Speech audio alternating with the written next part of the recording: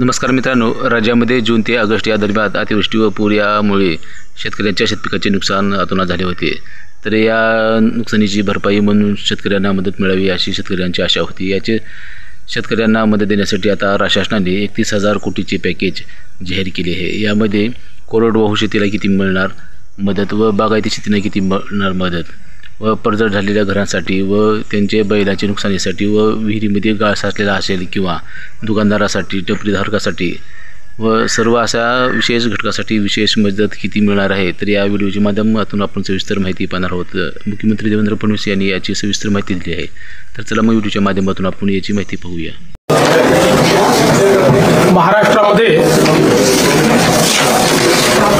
यंदाच्या संपूर्ण खरीपाच्या मोसमामध्ये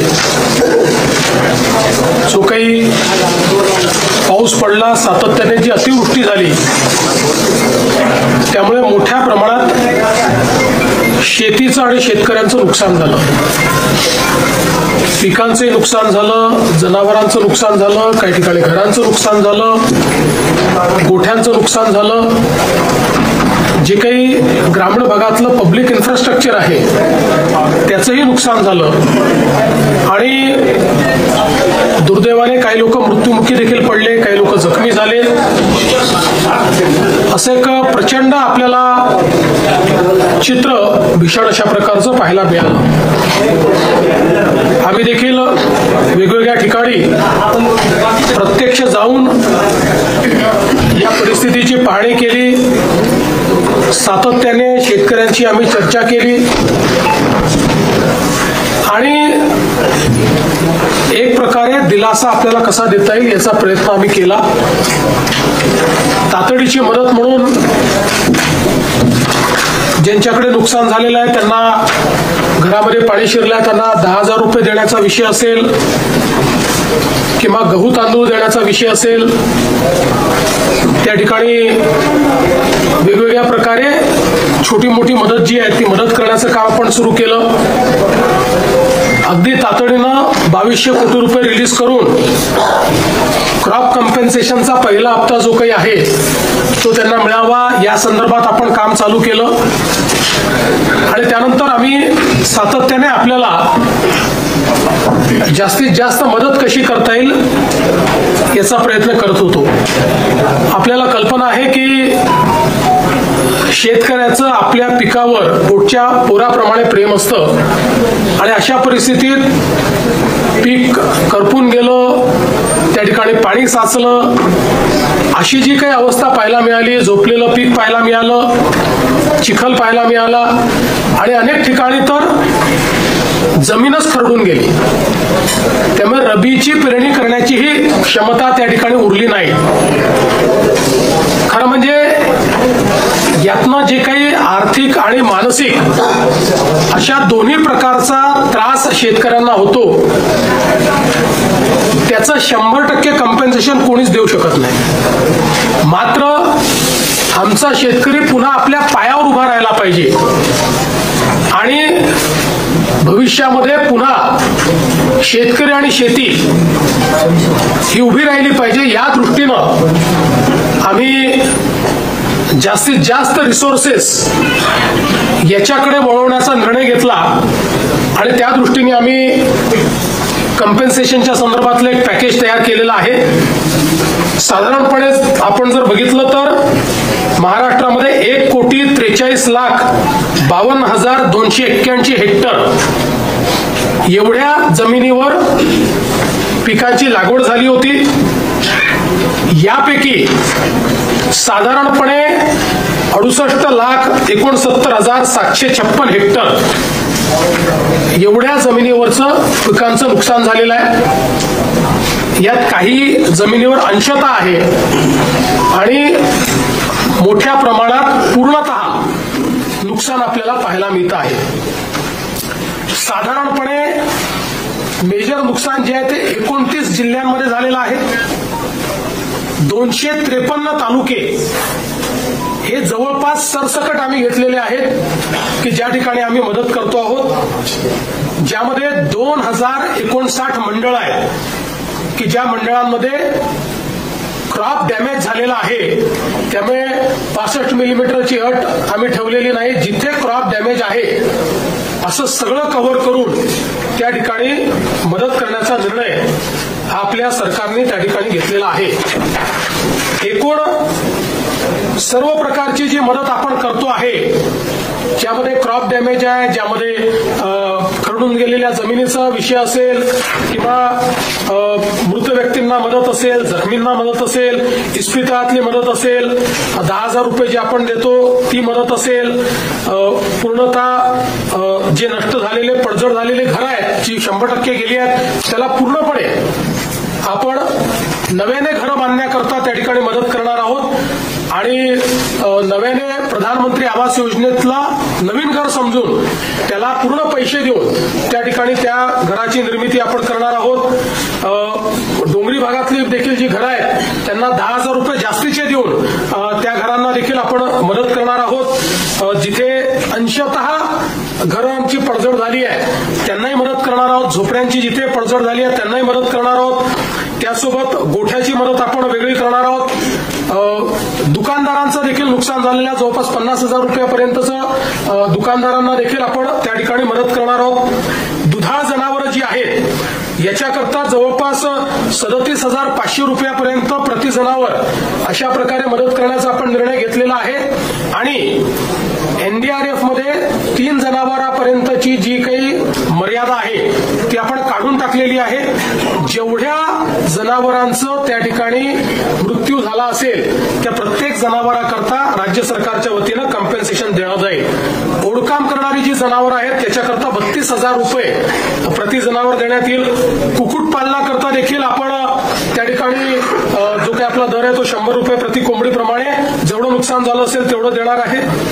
विशेषतः खरडून गेलेली जी जमीन आहे हा एक अत्यंत महत्वाचा विषय आहे. कारण शेवटी शेतकऱ्याला सॉईल आणावं लागणार आहे, माती आणावी लागणार आहे आणि त्याकरता मोठ्या प्रमाणात त्यांना त्याची मदत आपल्याला करावी लागणार आहे. आणि म्हणून आपण हा निर्णय केलेला आहे की 47,000 रुपये हेक्टरी त्यांना कॅश कॉम्पेन्सेशन आणि 3 लाख रुपये हेक्टरी हे नरेगाच्या माध्यमातून आम्ही त्यांना देणार आहोत. म्हणजे जवळपास 3.5 लाख रुपये हेक्टरी हे खरडून गेलेल्या जमिनीकरता शेतकऱ्यांना उपलब्ध करून देण्याचा निर्णय हा आपण या ठिकाणी घेतलेला आहे. आणि याच्या व्यतिरिक्त सगळ्यात महत्वाचं की जे काही कॉम्पेन्सेशन आपल्याला क्रॉपच्या संदर्भात द्यायचं आहे त्या क्रॉपच्या कॉम्पेन्सेशनच्याकडे मी शेवटी येतो. बधित विहिरी आहे. आता ज्या विहिरींमध्ये गाळ गेला आहे, ज्या विहिरींचं नुकसान झालेलं आहे याकरता एनडीआरएफचे कुठलेही नॉर्म्स नाही तरी देखील राज्य सरकारने एक विशेष बाब म्हणून 30,000 रुपये प्रति विहीर ही मदत करण्याचा निर्णय घेतलेला आहे. ज्यातनं हा गाळ काढणे आणि ती विहीर सुस्थितीत आणणे हे काम देखील आपण करणार आहोत. यासोबत अन्नधान्याच्या किट्स वगैरे आपण त्या ठिकाणी देतो ते मी यापूर्वी देखील सांगितलेलं आहे.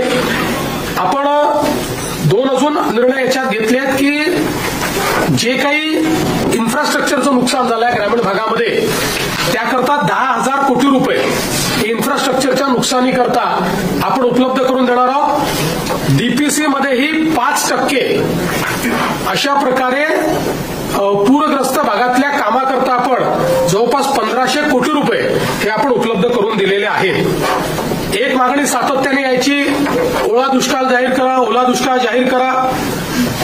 त्या संदर्भात आम्ही जी घोषणा केली होती त्यानुसार टंचाई म्हणजे ज्याला आपण बोलीभाषेत दुष्काळ म्हणतो किंवा अवर्षण असतं त्या वेळच्या ज्या काही उपाययोजना आहेत त्या सगळ्या उपाययोजना याला ओला दुष्काळ किंवा ओल्या टंचाईचा काळ समजून त्या सगळ्या उपाययोजना आपण त्या ठिकाणी करणार आहोत. ज्यामध्ये जमीन महसुलात सूट असेल, कर्जाचं पुनर्गठन असेल, शेतीशी निगडीत कर्जाच्या वसुली स्थगिती असेल, कृषी पंपाचा चालू वीज तर बिल तर आता लागतच नाही त्यामुळे तो विषय संपलाय, वीज बिल आम्ही वसूलच करत नाही. शालेय व महाविद्यालयीन विद्यार्थ्यांना परीक्षा शुल्कात माफी हे देखील करण्यात येणार आहे. आणि रोजो अंतर्गतच्या कामाच्या निकषात ज्या काही सुधारणा करायच्या त्या आपण करणार आहोत.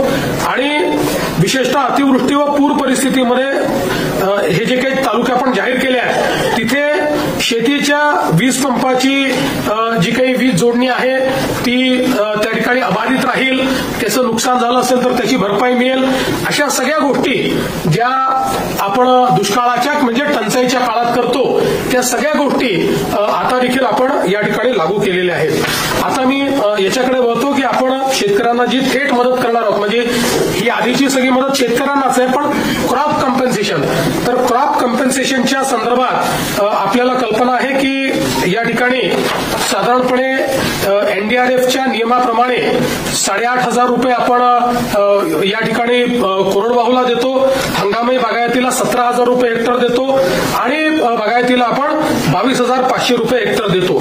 त्याप्रमाणे जवळपास या ठिकाणी आपण 65 लाख हेक्टर करता 6,175 कोटी रुपये देण्याचा निर्णय केलेला आहे.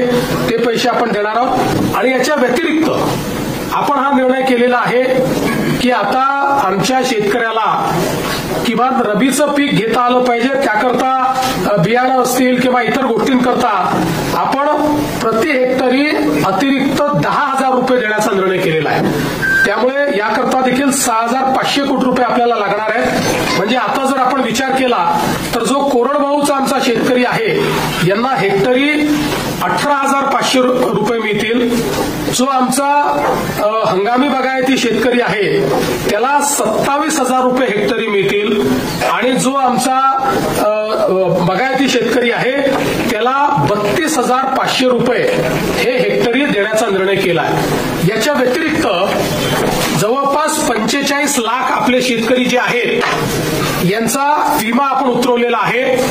विमा उतरवलेल्या शेतकऱ्यांना याच्या व्यतिरिक्त आता त्याचं कॅल्क्युलेशन चाललेलं आहे, पण याच्या व्यतिरिक्त अगदी कन्झर्वेटिव्ह साईडला जरी आपण पकडलं तरी ज्यांचं पूर्ण नुकसान झालेलं आहे अशा शेतकऱ्यांना साधारणपणे 17,000 रुपये हेक्टरी विम्याचे पैसे मिळतील. त्यामुळे आपण जर बघितलं तर ज्यांनी विमा उतरवलेला आहे अशा शेतकऱ्यांना साधारणपणे त्यातले जे कोरडवाहूचे शेतकरी आहेत त्यांनाही 35,000 पर्यंत मिळतील आणि जे बागायती आहेत त्यांना तर 50,000 प्रति हेक्टरच्या वर एकंदरीत पैसे जे आहेत ते या ठिकाणी प्राप्त होणार आहेत. आणि साधारणपणे आपण जर एकूण राज्य सरकारने या ठिकाणी जो काही आता याच्यावर नियतवेग दिलेला आहे त्याचा एकत्रित अंदाज बांधला.